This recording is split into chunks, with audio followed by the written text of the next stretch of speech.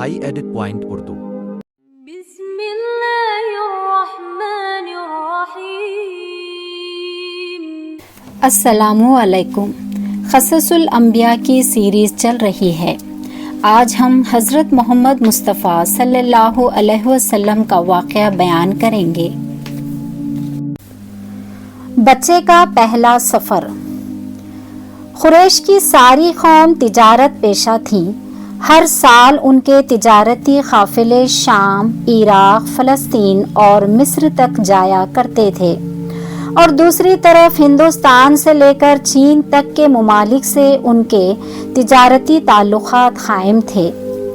جو چیزیں دوسرے ملکوں میں ہوتی وہ خرید لاتے، جو اپنی چیزیں لے جاتے وہ دوسرے ملکوں میں بیچ آتے۔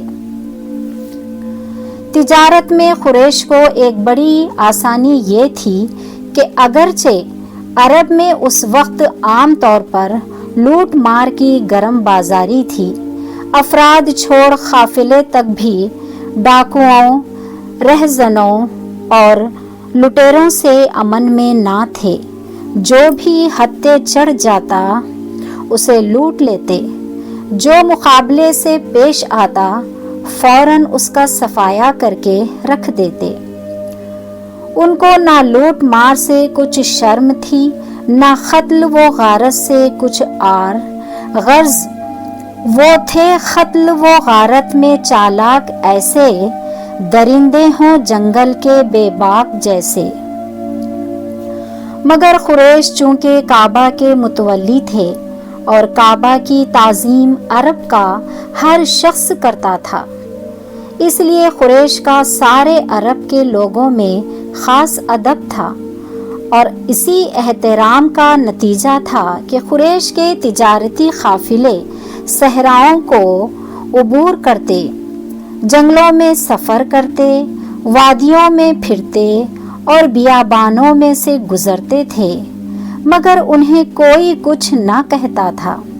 وہ امن و اطمینان کے ساتھ مال تجارت سے لدے بھندے سے بیرونی ملکوں میں جاتے اور وہاں سے مال لا کر مکہ میں آتے، خیریت سے جاتے اور خیریت سے چلے آتے تھے۔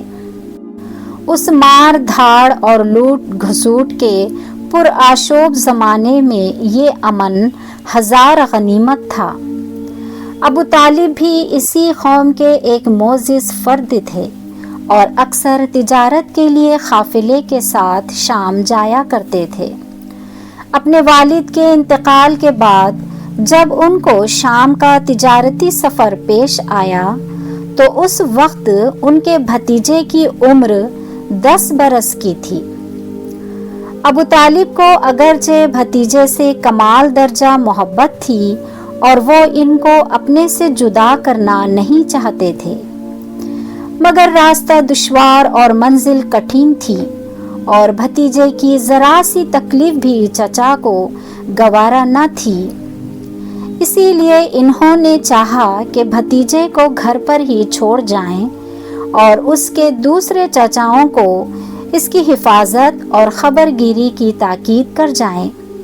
چنانچہ سفر کی تیاریاں ہوتی رہیں، سامان باندھتا رہا، اور یہ سب کچھ ننھے بچے کے سامنے ہوتا رہا، مگر وہ کچھ نہ بولا اور چپ رہا۔ جب روانگی کا وقت آیا اور ابو طالب اونٹ پر چڑھ کر جانے لگے تو بھتیجے نے آگے بڑھ کر اونٹ کی نکیل پکڑ لی اور بڑے ہی درد بھرے لہجے میں کہا، چچا آپ تو جا رہے ہیں، مگر مجھے کس پر چھوڑے چلے؟ یہ کہتے کہتے بچے کے آنسو نکل آئے۔ یہ الفاظ نہیں، تیر تھے جو بھتیجے کے منہ سے نکلے اور چچا کے دل میں پیوست ہو گئے۔ ابو طالب کا جی بھتیجے کی بے کسی پر کٹ گیا۔